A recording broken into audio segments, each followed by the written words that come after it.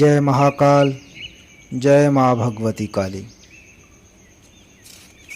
माँ कालिका पुराण भाग 24 अध्याय 7 चंद्रमा को शाप देने का वर्णन। महर्षि मार्कंडेय जी ने कहा, इसके अनंतर सभी सुरगण जैसा भी विधाता ने कहा था वैसा ही उन्होंने चंद्र की क्षय और वृद्धि के लिए लोकहित के स्वरूप चंद्रमा के अर्धभाग को देवों सहित विधि पूर्वक अत्यंत क्षुधित होकर सिर से ग्रहण किया था। जो तेज पर नित्य अज अव्यय और अक्षय है, उस स्वरूप वाली ही चंद्रमा की कला है जो प्राप्त हो गई थी। जिस समय योगी की आनंदज अजर और पर ज्योति प्रवेश किया करती है, उस समय में उनका चिंतन लीनता को प्राप्त हो जाएगा। महादेव के मस्तक में विराजमान सुधा निधि के होने पर चित्त की लीनता में चंद्र के द्वारा मुक्ति हो जाया करती है। इस प्रकार से यह वैदिक की श्रुति है। महादेव जी ने इसका ज्ञान प्राप्त करके क्षय और वृद्धि के अनिवाकृत चंद्र को लोकों के हित के लिए सिर के द्वारा ग्रहण किया था। चंद्रमा की ज्योत्सना के समायोग से औषधियाँ वृद्धि को प्राप्त हुआ करती हैं। सब औषधियों के प्रवृद्ध होने पर ही अध्वरों की प्रवृत्ति हुआ करती है। अध्वरों की प्रवृत्त हो जाने पर देवगण अपने अपने भागों का परिग्रहण किया करते हैं और पितृगण बहुत से कव्यों को ग्रहण करते हैं।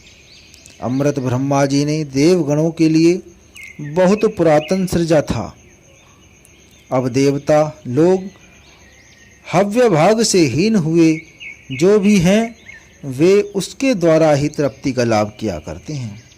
यज्ञ के आयातित भी वह ज्योत्सनाओं से निश्चय ही वृद्धि को प्राप्त होते हैं और वह यज्ञों की ज्योत्सना के विनाशभूत अन्यथा क्षीण हो जाया करता है। अतएव यज्ञ के अमृत का कारण भी चंद्रमा ही स्वयं होता है। अतएव दक्ष प्रजापति के शाप से रक्षा के लिए चिकीर्षित होता है। आज भी कृष्ण पक्ष में सुरगणों के द्वारा चंद्र का पान किया जाया करता है। तेज तो सूर्य देव को चला जाता है और चंद्र का अर्धभाग तथा उसकी चांदनी भगवान शंभु देव के समीप में चली जाया करती है और फिर शुक्ल पक्ष में शेष कला उदित हुआ करती है। ज्योत्सना अर्थात चांदनी का दूसरा भाग और द्वितीय तेज का भाग और अन्य भी शिव के मस्तक पर स्थित चंद्रमा से और क्रम से सूर्य के बिंब से चंद्र की 16 कलाएं हैं। उनमें एक भगवान शंभु के मस्तक में रहा करती है। शेष कलाओं के सित और असित अर्थात शुक्ल और कृष्ण, ये दोनों पक्ष उदय और क्षय वाले ही होते हैं। यह सब मैंने आपको बतला दिया है। जिस प्रकार से भी चंद्रमा का विभाजन किया गया है, जिस रीति से ब्रह्मा के द्वारा उस श्रेष्ठ पर्वत में चंद्रमा समागत हुए थे, जिस कारण से यज्ञ भाग के स्थित होने पर विभु को देवों का अंत किया है, जिस तरह से कव्य के स्थित होने पर भी पितृगण का अंततियों को क्षय और वृद्धि होती है। इस परम पुण्यतम आख्यान को जो भी कोई मनुष्य एक बार भी श्रवण कर लिया करता है, उसके कुल में राज्य क्षमा का महारोग कभी भी किसी को नहीं हुआ करता है और न होता ही है।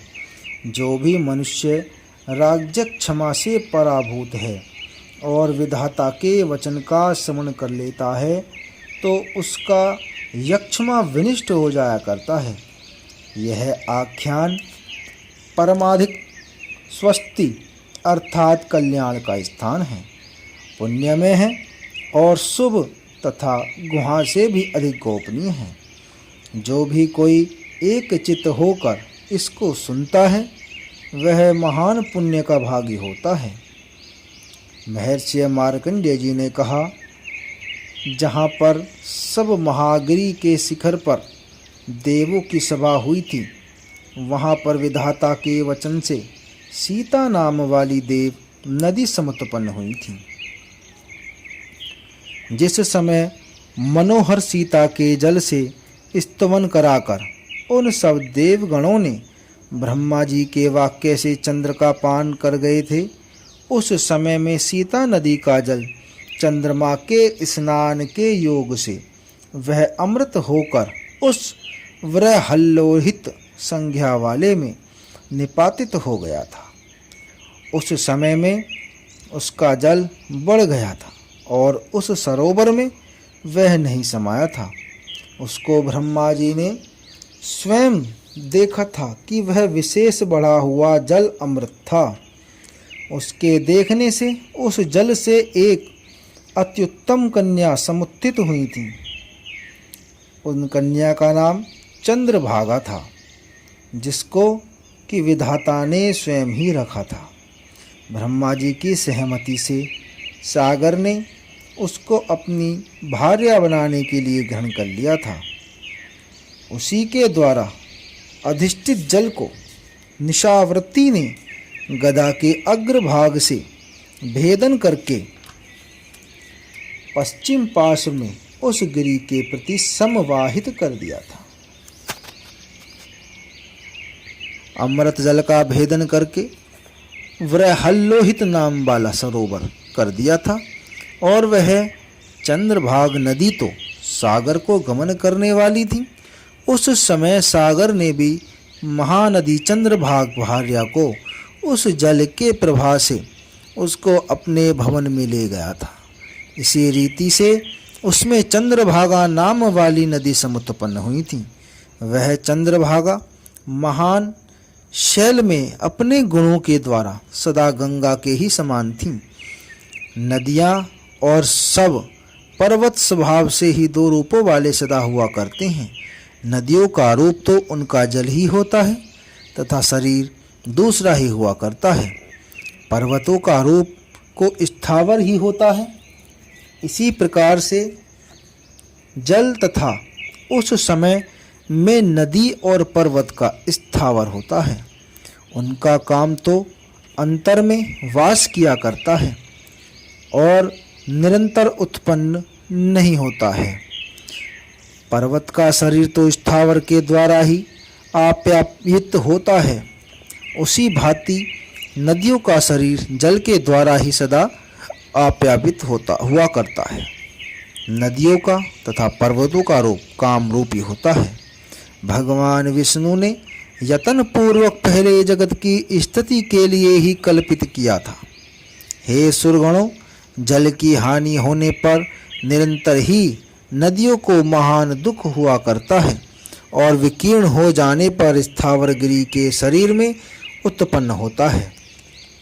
उस पर्वत पर जो कि चंद्रभाग नाम वाला था, व्रहल्लोहित के तट पर गमन करने वाली संध्या का अवलोकन किया था और वशिष्ठ मुनि ने उस समय में बड़े ही आदर पूर्वक उनसे पूछा था। वशिष्ठ जी ने कहा, हे भद्रे, आप इस निर्जन महान गिरि पर किस प्रयोजन के लिए आई हैं? हे गौरी, आप किसकी पुत्री हैं और आपका क्या चिकीर्षित है, अर्थात क्या करने की इच्छा रखती हैं?